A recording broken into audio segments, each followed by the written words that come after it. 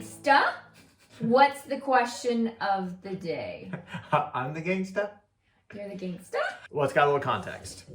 I find myself online shopping whenever I have downtime.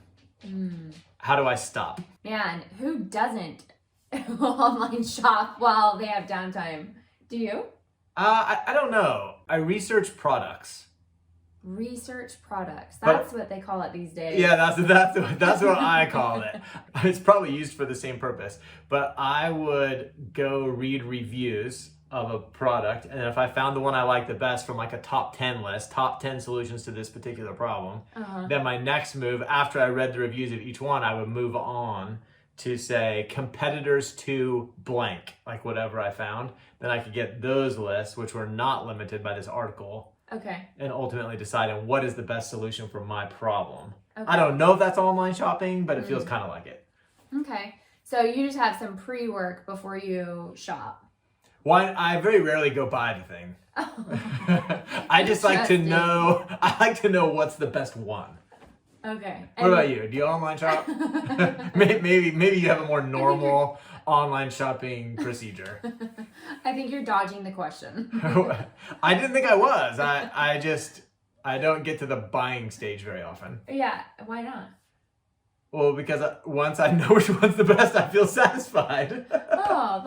There you go. There's the answer to your question. That's how you stop. Online shopping to me is getting a Instagram ad and being like, oh, that's really nice, or I'm intrigued. Amazon shopping, definitely. Scrolling through clothes, wherever your favorite website is. There's so many. Never do that. I would consider that online shopping. Okay. I think that's helpful, defining what is online shopping. Yeah, I think in the context of the question, I do sometimes buffer in this way, is what we're kind of dancing around. I think online shopping is a form of buffering. Yeah. Okay, so it's a form of buffering. It's like there's something that you don't want to feel, and so you're just going to online shop instead. And it could be boredom, it could be impatience, it could be a lack of having. So yes, I do experience that, and I do sometimes go on some place like Amazon, and I'm like looking through there, like what's cool, what could I buy that's cool. And so that's what I feel like online shopping is in that space. I would say that I went through a season of online shopping. Oh, interesting. And Did I know you? Yeah. Oh, okay. All right. And I didn't like it because I like to have a certain amount of, I like to budget what I spend my money on. And I find most of my money goes to health or beauty. And so the clothes department, in this season was online shopping. And so I was trying to really minimize my budget. And I ended up buying a lot of kind of cheap clothes. Oh, yeah, I do remember that. And that season of buying cheap clothes, I was actually feeling more frustrated, but it increased my desire to online shop. Very interesting. So I would spend time online shopping, having more cravings to online shop. I would receive what I got and be disappointed, and then I eventually was like, wait a minute, I am starting to online shop. That's not a habit that I want. If I'm going to buy something online, I want it to be really intentional, something that I have thought about and know I want for a specific reason, and then I'll go and get it. I like that a lot. I like that definition, that it's really about intention. What this question is probably about is more about intention. And I do recall hearing one time in like a crime drama, they described, they were tracking someone by where their credit card purchase was, and they said they had an impulse buy. Yeah. And I was like, an impulse buy? Like, what's that? And I discovered throughout the show that it's a purchase at the checkout counter area. They call that an impulse buy. And that phrase, I'm like, I will never buy something from the checkout counter, because I don't like that concept that I just bought something impulsively. Yeah. And even when we go, like if we go to the store, even the grocery store, I'm like, what are we going there for? And then if Whit's like, oh, we need this too. Oh, we need that. I'm like, ooh, I don't like this. We're out of intention. But I would say similarly, when I feel like my online shopping is healthy, it's because I'm driving the ship. I set out to find, research, and make a purchase that I had premeditated. Yeah. Versus the internet is taking me toward what I might need. Instagram ads have got me several times. I would say on the teeth whitening, I got that very disappointed. A necklace I was really excited about is something like she set out to do it and she did, and it was just like cheap quality. Love the idea, cheap quality. Okay, and back to the final conclusion. Shopping online from Instagram ads is not always helpful, or most time not helpful. The one that still gets me though are the Jesus quote shirts that are on Instagram. I keep finding new brands that will pop up on my feed, and I'm really picky about the quality that I want it to be. And so what I need to do, this is reminding me, is to find a brand that I love and then go buy a few shirts. Yeah, and because you're buying it based on the quote. Yeah. And then you end up not liking the shirt. Yes, exactly. Yeah, and that's super frustrating. In terms of how to stop, honestly, it's really no different than stopping any other urge that comes up. You know, allow it for one thing. Resisting it makes it stronger. Is kind of what Whit was talking about. I shouldn't be buying. I should stop. I have to. Let me just buy less. Let me buy the cheaper version. And then I noticed that too. It's like my budget looks good for a while, but it turns out all I'm doing is just waiting to buy everything. And then down the road, like if you look at a 12-month period, it did not help my budget at all because it exploded 8 months down the road. Right. And so that's how I would know I'm like kind of resisting this urge, versus the more helpful approach would be to ask yourself an interesting question that I like is, what would I have to feel if I didn't pursue this purchase? What would I have to feel if I stopped right now and I let this go? Mm-hmm. And then I get to find out what sort of discomfort is in my present that I'm kind of running away from by pursuing this idea of having something, which is a bit of a dopamine hit. That's a really good question. And one thing that comes to mind for me, a common driving force emotion that propels. Propels it, is feeling beautiful, feeling attractive, feeling sexy, feeling beautiful. And sometimes if I'm not giving myself those validations and being grateful for my health and my body and how God created me, then I'm like, oh, I know what I need, a new necklace, a new shirt that a lot of people compliment me on. And it's really subtle, but I've become curious about it. And when you said it phrased like that, I was like, oh yeah, that's what it is. Mine is often a strange form of significance that comes from having the best solution. Oh. Huh. And that kind of goes back to what I was talking about before, is that there's a satisfaction that I feel that I solved the puzzle of what is the best for this need. Yeah. And I just want to, and sometimes it's not really a need that's urgent. That's where it gets me. Oh. Is that I'm solving things that aren't really problems in my life.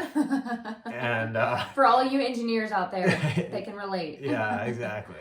Going forward, what you're going to want to do is check on what's lying underneath the urge to shop. Yeah. That's going to be the key to decide. It's not always bad to shop, in the same way it's not always bad to eat, and it's not always bad to work, and it's not always bad to do any of the things that can get out of control. But you want to understand what is the underlying reason that this is happening, and is it an impulse buy? And is it having a negative consequence? I think that's the ultimate deciding factor is, if I continue to shop this way, will it have a negative impact? Debt, or not being able to pay some of my debt off, or, making sure that you're being intentional with your money and the impulse buy, the online shopping isn't controlling. And I would say to push yourself beyond just the financial when you're looking for negative impact. Because if you're very wealthy, if you've got a good revenue, it could still be having a negative impact, even though it's not showing up in your bank account. It's showing up in the growing problem that you're avoiding. that there's often a negative impact there. Boom. You just went deep real fast. Yeah, sorry about that. No, you're not. Question number 2. Can you plan spontaneity? What? What is the definition of spontaneity? Spontaneity. Spontaneity. Spontaneously living. I don't know the exact definition. In my mind, it has to do with sort of letting your momentary desire or idea determine your plan. Come again? If I were to give an example of something spontaneous, like for whatever reason comes to my mind, is like taking my shirt off and running around. You know, like that would be not pre-planned, premeditated. Okay. That was Premeditated. that just occurred to me in the moment and I just did it. Woo, what a spontaneous guy. Okay. So can you prepare to be living in the moment without it premeditated? Yeah, or is it That's the still question. considered spontaneity if it's planned? Oh, okay. Gotcha. Now I think I'm. And I can see where this is coming from because this is something that's real in a marriage for sure. Because I think everyone would say, I'd like a little more spontaneity in our marriage. And how, I mean, at least in terms of our world, how do you solve basically every problem? Plan, execute, evaluate, adjust. And so like, okay, let's go ahead and figure out a plan of how to increase the spontaneity in our marriage. And then we can evaluate how it goes. You know, we can adjust. Well, does that automatically undo spontaneity if we have a plan to increase it? So while you were talking, I was partially listening and partially problem solving, which is one of my flaws. But I think that I know how to answer this question in a way that will be helpful for you, and it's helping me as I'm thinking of it. I'm so excited. Plan a time frame of when you're gonna be spontaneous. That's it. And how this came to me is when we went to Louisiana. Okay. And we decided this trip, this mini vacation we're going to take, we are going to intentionally be Holy Spirit led. Well, I don't know if y'all have ever tried that, but being Holy Spirit led means that you have no logical idea, or does it logically make sense, of what the Holy Spirit could ask you to do or say. If you were to take on this, let's increase how much spontaneity that we have. I love it when you say that. It's one of those words like Tylenol. Then you are that way doing things unpremeditated. Unpremeditated. Okay. Now I'm feeling self-conscious, so. You're just speaking spontaneously. Exactly. I like it. This is fun. Yeah. No, I really do. I like that. And it's an interesting, I wish I had a hard and fast answer to this. I don't. I feel like we're both just brainstorming it. I basically just solved the as it's come problem. up. Yeah, no, it is good. But if I think about, if we unpack the mechanics of that trip, we did have a plan. We left with a plan. And I think that's important because if we didn't leave with a plan, we never would have left. If we were just sitting there like, what does the Holy Spirit want from me? You know what I mean? Like we kind of did it on the road, but we never reached our plan. We never came close to where we set out to go. Yeah. Because it was sort of like, this is our plan, but we're not going to hold it like this. We're going to kind of hold it like this. Open-handedly. Yeah. So let's start off on this route and then be open to any adjustments that pop up. Yeah, that's what spontaneity sounds like. Pretty sure it's not what it sounded like in my head. It sounded more like when you go find a Joe or Tom. Oh yeah. And speak and speak to him. I'm like, Jim or Joe. Jim or Joe. Yeah, that's right. We were looking for a Jim or a Joe and ended up having a picnic in a parking lot. Yeah, that was very spontaneous. And never found Jim or Joe. No, as spontaneous again. Yeah. Yeah, and that's an interesting point. And also you would then sort of change your evaluation of whether things went well or not. Oh, yeah. Because if the goal is to be spontaneous, then the goal is not to reach a destination. Mm-hmm. And so it's a little bit tricky to have that in mind because when we were spontaneous, no, I can't say it. When we were being spontaneous, we ended up at probably 5 places to go have an adventure that were closed. And we kept going to them, driving like sometimes hours to reach these places. Yeah. And we would get there and it's just shut down. Can't come in. Oh. This spontaneous is getting a little out of hand. Yeah. So sometimes you want to then think like, well, so did we make an error? Well, no, because we were spontaneous. We did achieve our goal. Yeah. It's just that it didn't have the traditional measurement. So I think a good question is, why do you want to be spontaneous? Because if it weren't for us to practice being Holy Spirit led, I would find that spontaneous being very annoying. Yeah. Like, let's be spontaneous for the sake of being spontaneous and spend 12 hours driving to closed parks all day. That does not sound very spontaneous. Except that she was in the car with me. Oh. And so it really was pretty fun. Oh, Even so though we sweet. were going nowhere. He's so sweet. It is a good question, and definitely if you're asking this, it would be important to know what you want to get out of being spontaneous. What's that going to bring to your marriage, to your life, to your experience when you do that? If I were to think about that, yes, I did like the idea of pursuing Holy Spirit led. I don't think that's the only reason to be spontaneous. What? Yeah. I think that another one. Wait, time out. Another one for me would be that I like to have experiences that I didn't think of. Like getting out of my own structure of what my experiences will be. Unless you get forced to go alligator and hog hunting. Probably the last point I'll make is don't fake that you didn't like the amazing spontaneity when you get on YouTube later. We're about to fight. Oh, I don't want to do that. Not after jiu-jitsu class started. That's right. I know how to. Oh, spontaneity.